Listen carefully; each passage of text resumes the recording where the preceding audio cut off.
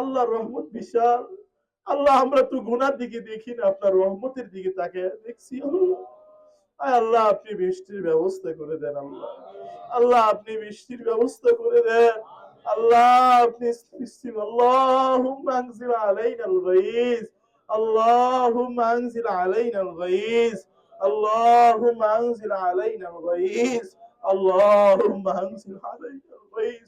আয় আল্লাহ অতি শীঘ্র আল্লাহ, আল্লাহ আপনি বৃষ্টির ব্যবস্থা করে দেন। বলেন ইয়া হাইয়ু